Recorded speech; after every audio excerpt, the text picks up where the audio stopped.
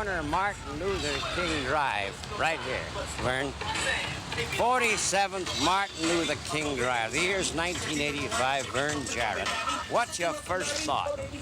Let me tell you, I have a great emotion about this corner because this corner is, in fact, a terminal point of the great dream that so many black people envisioned, and I was one of them, prior to World War II. And I can recall standing right here, Studs, and feeling that I had arrived. 1942. This was the vortex, as it were, the center of black emotions about the future. See, what I like about Vernon Jarrett is he brings us south with him. Yeah. He brings the small town memory and the big city sophistication. And it's that combination that's almost the key to Chicago, by the way. I discovered that Chicago was also a racist city. Yeah. But 47th Street said, that's all right, because we're moving ahead. And on Saturday night, you saw your own people looking prosperous. And I felt for the first time that I had a future. I remember buying my first suit, a double-breasted, chalk-striped gray suit. Right here, and it was an outlandish suit, but I didn't know I was in Chicago and I was being big time. I bought my first hat at a place called Birch down here, a big woolen hat. Now, you were the kid. You joined the Navy in the Great Lakes here in Chicago. You're talking about 1942. 43 years ago, from a town called Paris, Tennessee, and I lived in Knoxville, Tennessee, where I went to college. Now, never been north before. What did Chicago mean?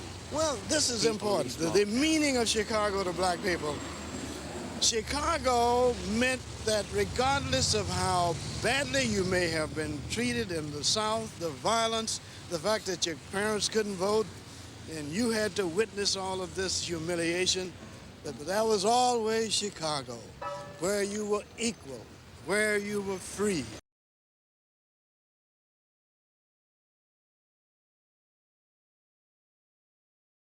My name is Denise Sicardi, and I work in TV with students in alternative schools, network schools in Chicago.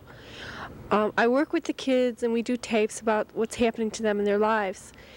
Usually the tapes are on youth issues like drugs or relationships, things like that, about what's happening in the community, places where they live, or about their education. The tape you're going to see was made by a few younger girls who were like 8, 9, and 10 years old who wanted to make a tape about their older sister, Mary Ann, who was 17 at the time. And they did all the shooting and the editing, and I think you'll get a sense of the kind of tape that we do when you see this. If you could be anybody in the world, who would you be? Could I be anybody in the world? Who would I be? Ugly. Ugly.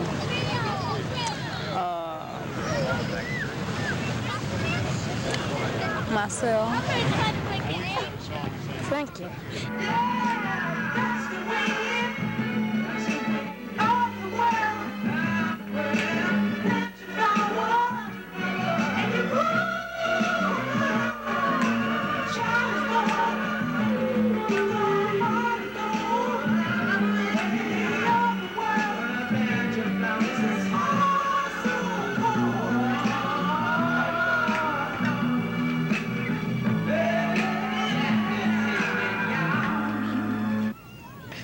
Can you tell us one nice thing about yourself? I'm beautiful. Another nice thing. What cookie? Oh no. Say how nice you are to the younger. Oh, let me see. Sometimes I'm mean and sometimes I'm not. What kind of person would you choose to marry? A rich man. Why? Because I'm a girl for his money.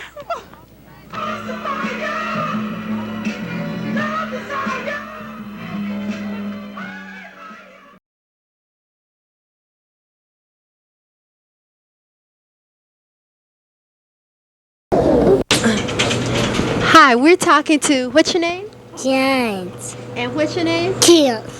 Do you like living over here in Robert Taylor Homes? Why do you like living over here? Without that love friends. You got a lot of friends? How many friends do you have? 5 friends?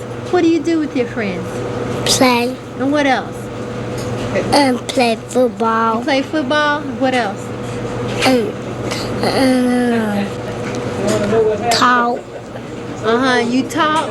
Well, what about you? Do you like living over here in Robert Taylor Homes? Why not?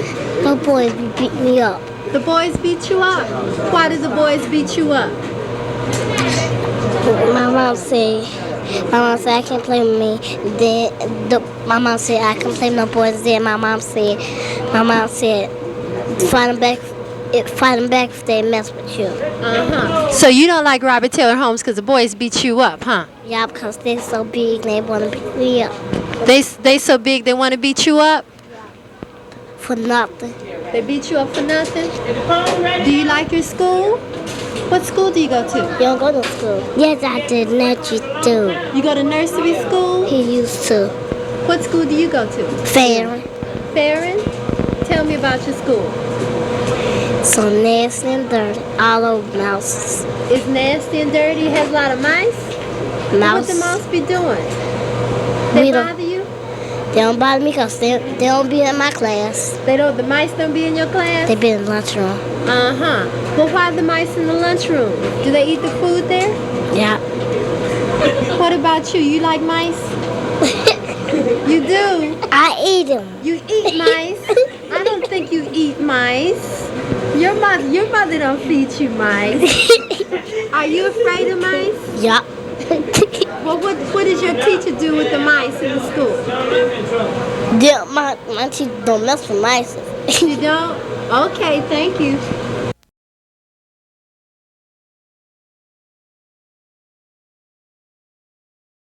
It's good to have some place like that, like Cook County Hospital, when we know that when we need them, they're right there. You know, we have to put our hands together, put our hearts together, put our minds together, put our money together. We got to be together.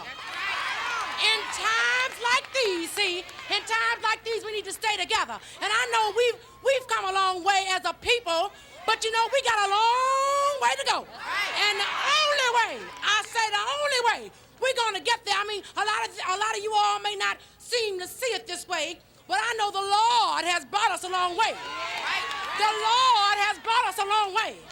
And see, I want to tell you something. My sisters and I know that, you know, we've come a long way, but we got a long way to go. And we didn't stop by to tell you that we don't believe he brought us this far to leave us. Oh, glory. Come too far from where I started from. Nobody told me that the road would be easy. I don't believe he brought me this far to leave me. I don't feel no way start. Come too far from where I started from. Nobody told me that the road would be easy. I don't believe he brought me this far to leave me. One more time now. I don't feel no way start. Come too far from where I started from. Nobody told me that the road would be easy. I don't believe he brought me this far. I don't believe he brought me this far. I don't believe he brought me this far. I don't believe he brought me this far. I don't waste time. Come too far from where I started from. Nobody told me that the road would be easy. I don't believe he brought me this far. I said I don't believe he brought me this far. Now I keep on holding.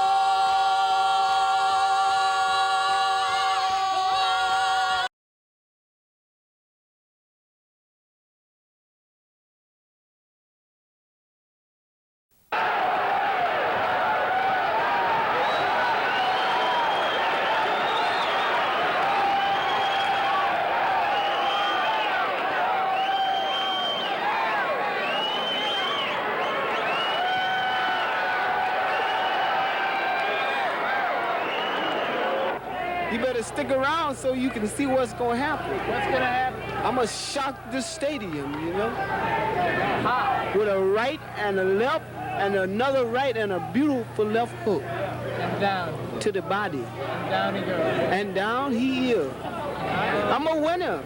I got to win.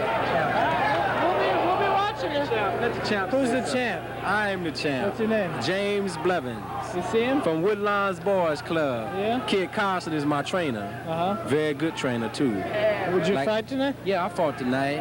Did you win? I won. I'll fight again tomorrow night. Uh-huh. I don't know what do you exactly. weigh? 139, lightweight. Who'd you beat tonight? Some boy from the fire department in Oak Lawn. But Novice, right. Well, how many fights you had?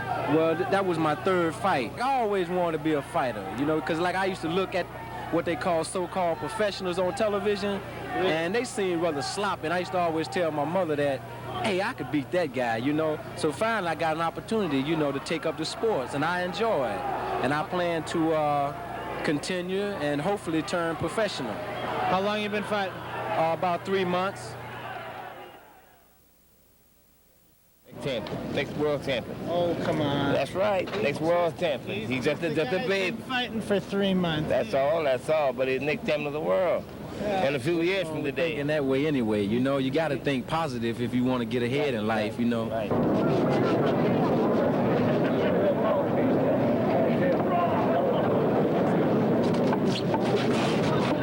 This bout in the 139-pound class, novice division. In the blue corner, representing the Woodland Boys Club, James Blevins. Jimmy Blevins.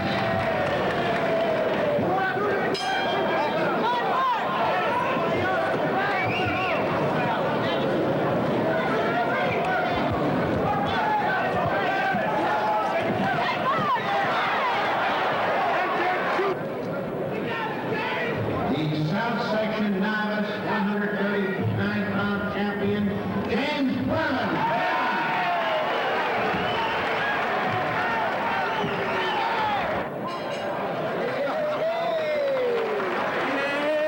What can I say? You're a champ. Man, you tell him I'm the champ too. Tell him you're a champ. I'm the champ. So far. All right, well, we're going to start a D1-2 on him. I'm telling you.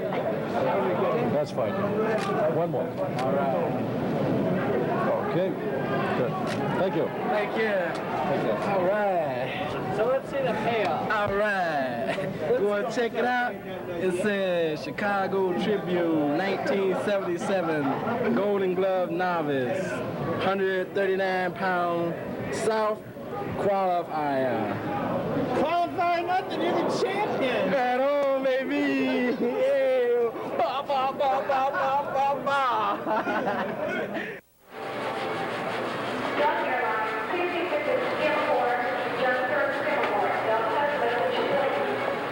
I could shine shoes here, man, or I don't have to shine shoes. You know what I mean? See, I always been that type of person. Look, I done had this job. I done had jobs, man, paying me $10,000 a year. And if I could walk off one of them and say, man, you know, later for you, because then I could, you know, I could surely leave this too. You know, I'm not gonna let nothing stop me or make me be less than I always have been. I always looked at myself as being a man, and I'm going to continue to be a man. And if anybody try to tamper with my lifestyle, then I have to make some adjustments. All I got to do is train, you know, keep training, and keep thinking positive, and I'm learning how to double hook, you know, hook off my jab. But that's all right. See, my knuckles don't be red for nothing, man. So that's from hitting that bag, you know. That's why they need to get some new gloves. For the tournament? Yeah, them some Ragley gloves. You know? Yeah? Mm-hmm. You were looking for those red ones the other day. Those are the new ones. Them the second pair I had. You know? That was real nice.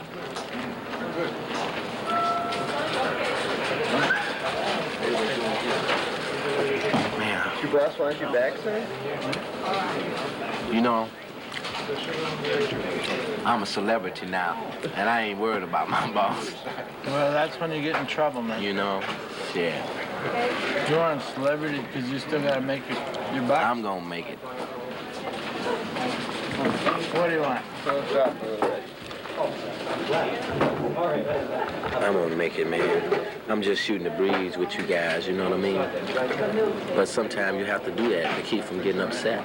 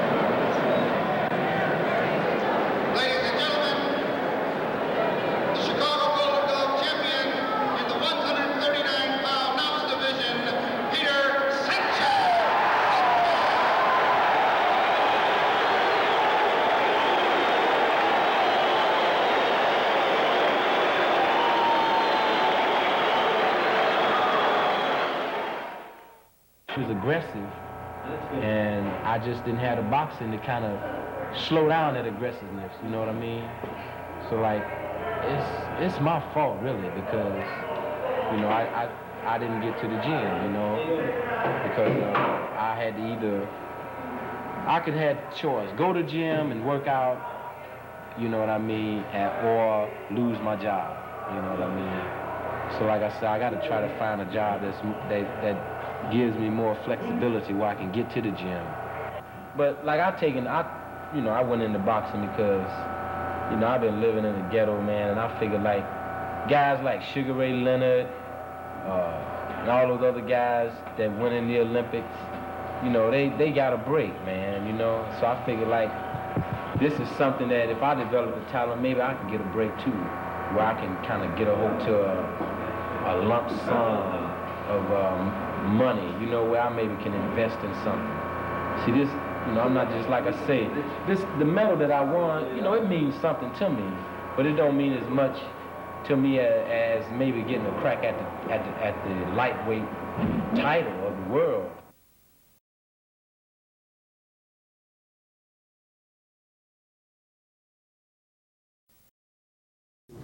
This is 1230 Larrabee, one part of the white projects at Cabrini Green Homes.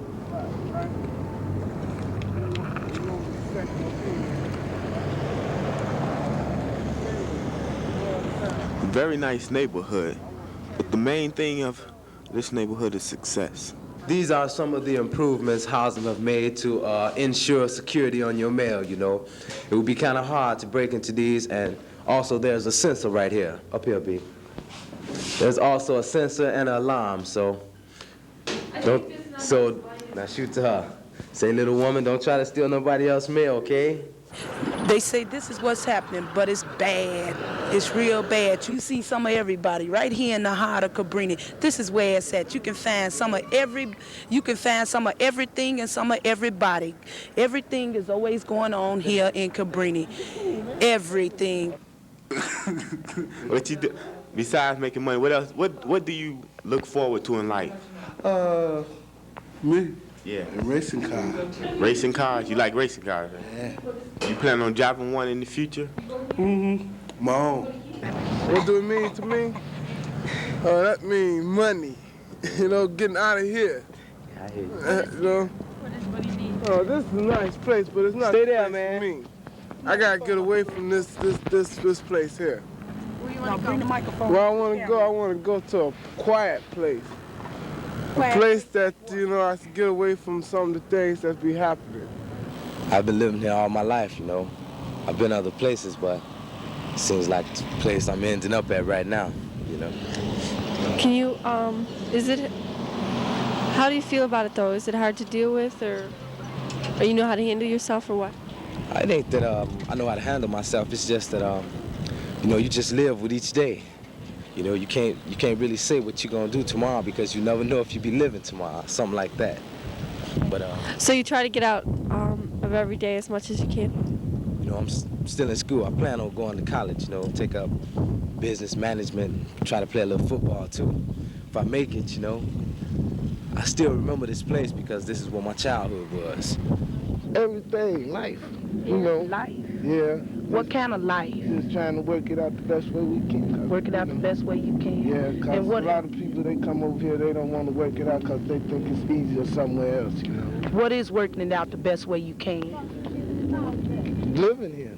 Living here? Yeah. Living here? Surviving. Yeah. You figure surviving and living here is working it out the best way you can? Yeah, as long as you're able to get along with the people in the community and they don't mess with you, you got a good understanding. Dig that.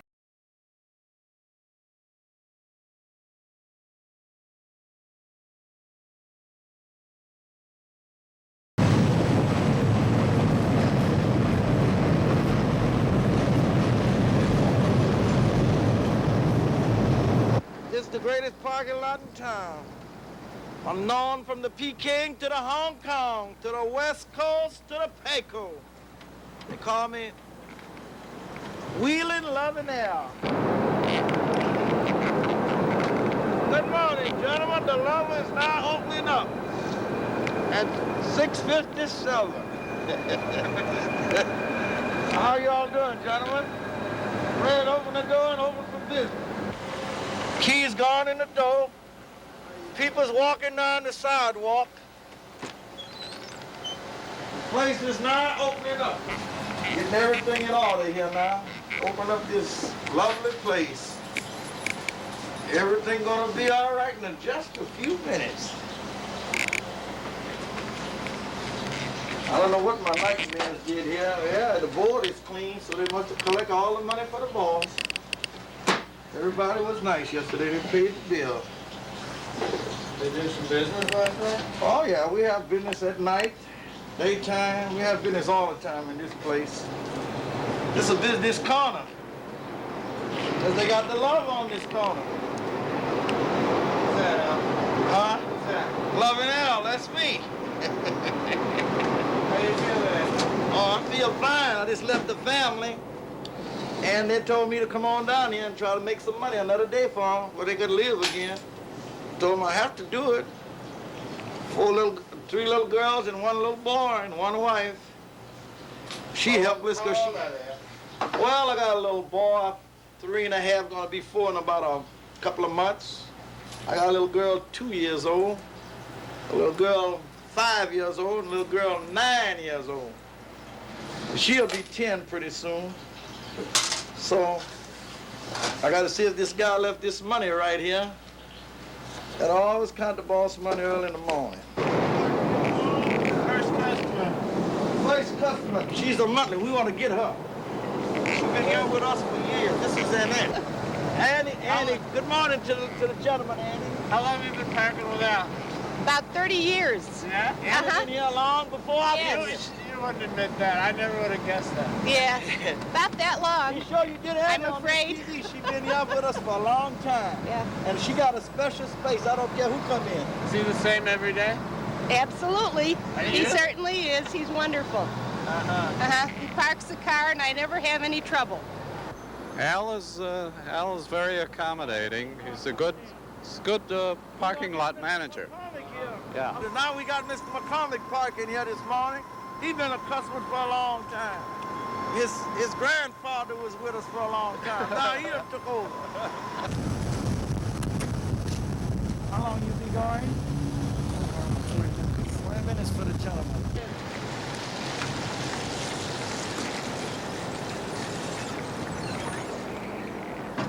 I'm getting out the car now, looking at Jason coming down the line. My co-worker, my assistant, Jason. Jason is my co-worker. Light my cigar, will you, Jason? You here. Let's throw it down. You here.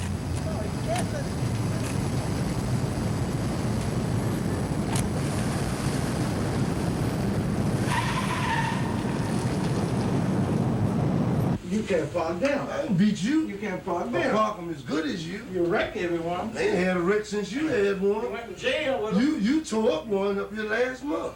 I ain't touched none I hit yet. one every day. I don't hit none every The day. police I ain't don't come hit ducking none. for no I car. don't hit them every day. I'm a better driver than that. I don't hit them every day. When was the last time? For me, I had an accident. Oh, must have been about 3-4 years ago. They get on you for that? Yeah, they make you pay for it. You didn't have no accident, Jay. You run over the lady. Don't tell that lie. You run over a lady. You didn't hit no car. You run over an old ass lady. Cost the company a lot of money. You run over an old ass lady. Can't drive no car. And you still can't drive.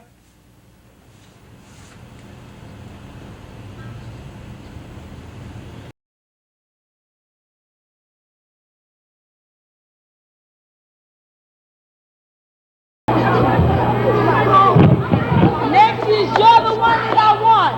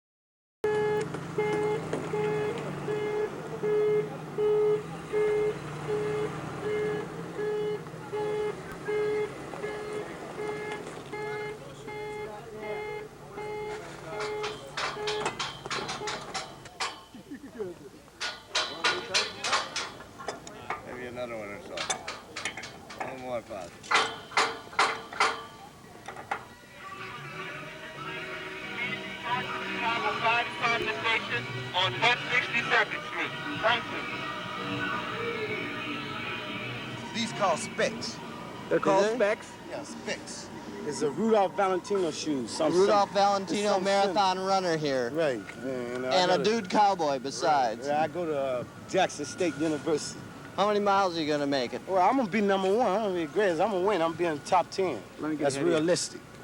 I predict things before it happens. Okay. I'll put number one. No, you're going to be number one. Yeah. We're going to do 3 laps. The last lap will end at the corner of 63rd and Halsted. But you know, very often people have the sense that what happens is that areas die. And that's just not true. All neighborhoods go through a decline and a rejuvenation cycle. Where Inglewood is concerned, Inglewood is a working class neighborhood.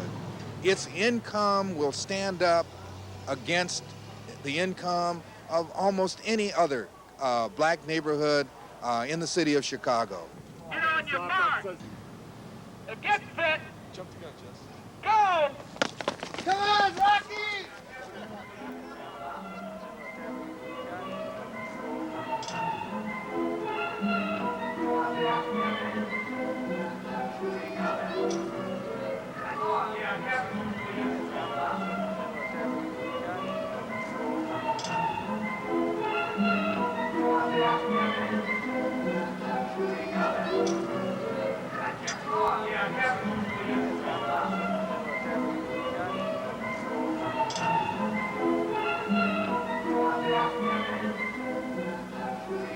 We've got a lot of work to do.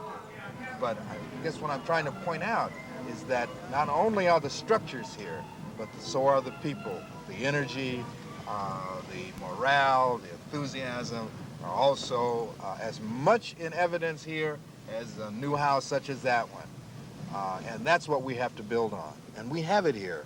We have the base to build on. The first order of business is for the neighborhood itself to make an expression of its desire to save itself. It's from that point on that other gears can begin to fall into place. It's at that point that you can then go to the city and say, you've got to get off of your policy of overlooking our needs in our particular neighborhood. Where do you look for that expression? Well, Where do you see it? Well, I think we're all buoyed by the fact that we see it in Jane Burns' administration and the new mayor's administration. I think that her policy statement that the city will now begin to do something for neighborhoods is a great big shot in the arm for us. Because it then says that it's really not up to the mayor at this point to do any more than say that she is willing. It's up to us now to put together our strategies, put together our programs, and then go and see if for real, if the idea is for real. Thank you all very much. Are you having fun? Well, this is just our first summer at it, out in the neighborhood. And next summer it's going to be twice as big and a lot more prizes and a lot more presents, and all you kids are going to get a lot of things that we weren't able to get going this year. I really came out here to encourage the neighborhoods to get moving, work with the city. Last January, I shot my commercials right across the street of Walgreens. And I knew when I came out here that morning, and the nice warm response, the friendly faces and cold, that you people were going to be very nice to Jane Burns. And I really came back here to thank you and to tell you that what I promised you then, we're going to continue to do for the next 4 years. And that's to make this a better community, a prettier community, a safer community, and more than anything else, I won't let you down. Thank you all very, very much. All right, at this moment, we will present trophies to the winners of the first Inglewood Marathon in the summer fair. I guess I could say we're very fortunate here today to be able to interview one of the contestants in the big marathon at Inglewood, who is going to tell us the inside story on what happened in that very special race here. Jesse James. Okay. Well, it started off with in a competitor. It was a majority of older guys was there from the first start. Yeah, that's right. And that didn't bother me. But the reason why I gave up, we supposed to went around 4 laps. On the third lap, on the last lap, I gave up because I was Is it okay? Sure. I was smoking too much reefer and smoking too much cigarette and drinking. And all that collapsed on me. But here's the question, Jesse. I mean, I could accept that, but me and my buddy here both saw you get on the bus for part of the course, from here all the way down there. Now, I mean, why? Well, the reason I got on the bus, I was so exhausted, and I had to rest. And that's the reason for getting on the bus, so I could hibernate from rest. Yeah, why didn't you just hibernate where you were? I think you were... Well, because I was too embarrassed. I was too embarrassed to go back to show the public they had too much confidence in me. I can see that. See, Muhammad Ali lose races too, right? He lose battle. But I couldn't take it no more. I think we've seen a very rare moment of truth here. Heaven is my goal. Each and every day.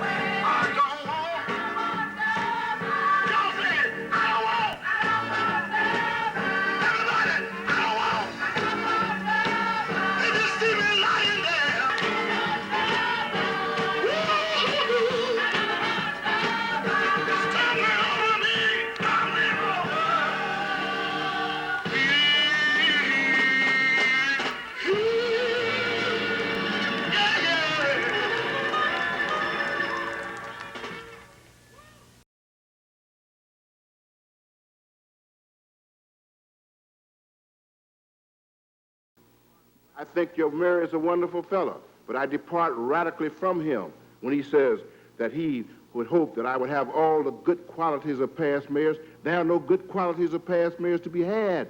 None, none, none, none. I did not mourn at the bier of the late mayor. I regret anyone dying. I have no regrets about him leaving. He was a racist from the core, head to toe and hip to hip. There's no danger, doubt about it. And he spewed and fawned and oppressed black people to the point that some of them thought that was the way they were supposed to live. Just like some slaves on the plantation thought that was the way they were supposed to live.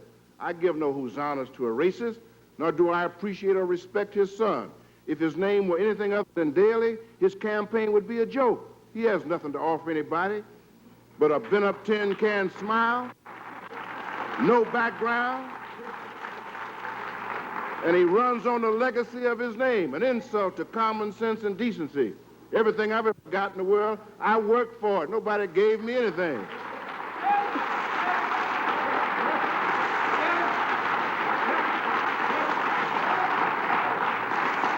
And although I may sound abrasive, I have no malice toward anybody. I have a job to do. I've got places to go and things to do, and I approach this job just like any masterful surgeon when you have to cut out a cancer. I cut it out with no emotion. Get it out, get it out.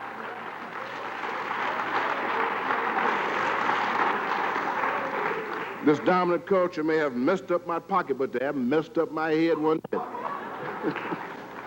So I approach this awesome job with pride. Pride in my community.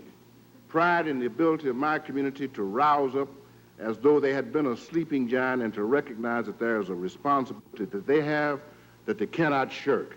Nobody else is going to shoulder that burden.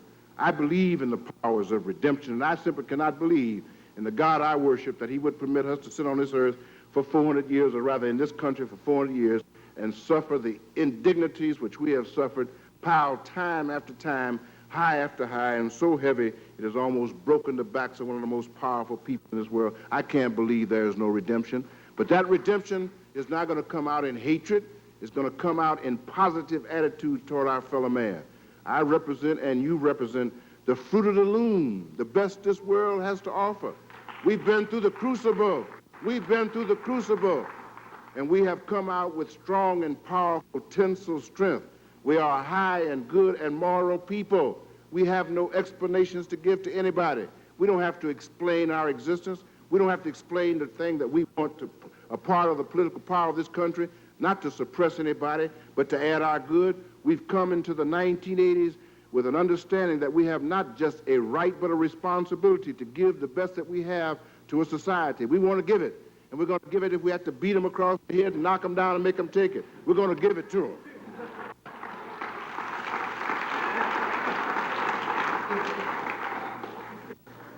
I've enjoyed this campaign.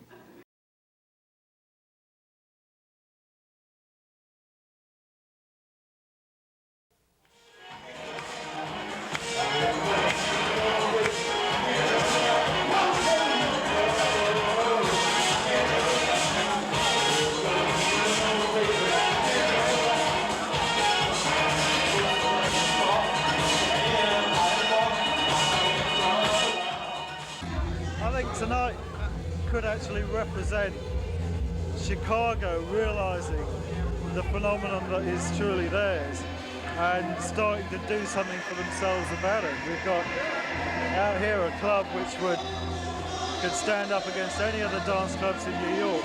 I would say tonight is a brand new beginning for house music. It's a new beginning, a new fresh beginning. Hi, it's Saturday Night Live. It's Friday Night Live. All right, Friday. Hey, Frankie, make it right. Right this way. Make sure you. Hey, how you doing? All right. Smile, you're on Candid County.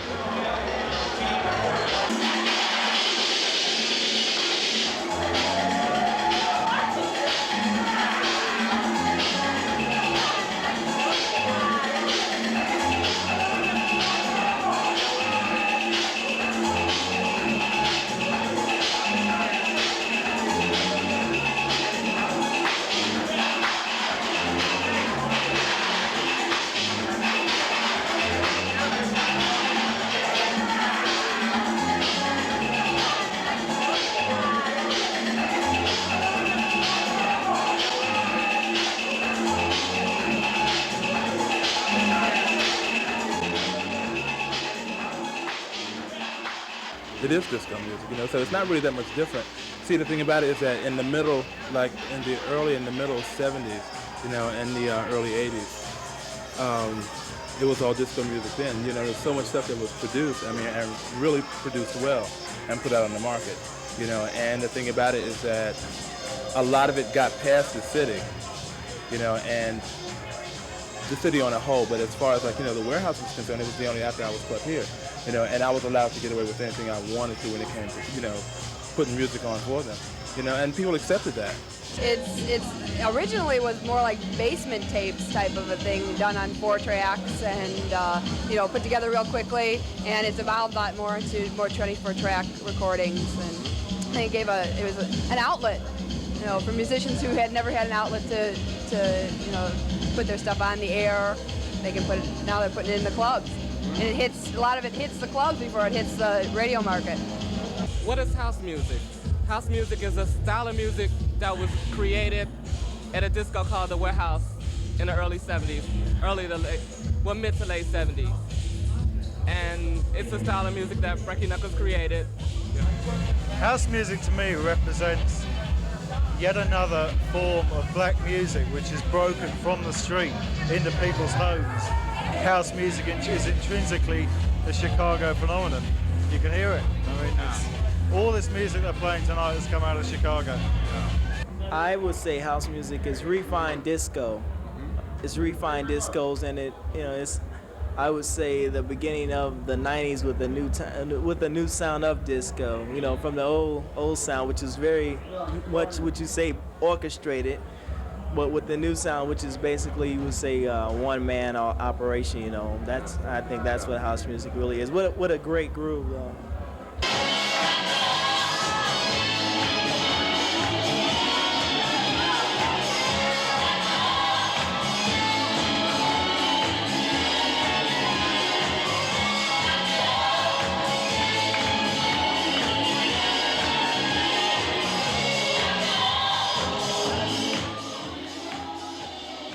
How hot is house music now? On a scale of 1 to 10, it's 12. It's hot. It's real hot, especially in England. It's really taking off there. Most of the artists, it's like a stream of Chicago artists going from here to England on a constant basis.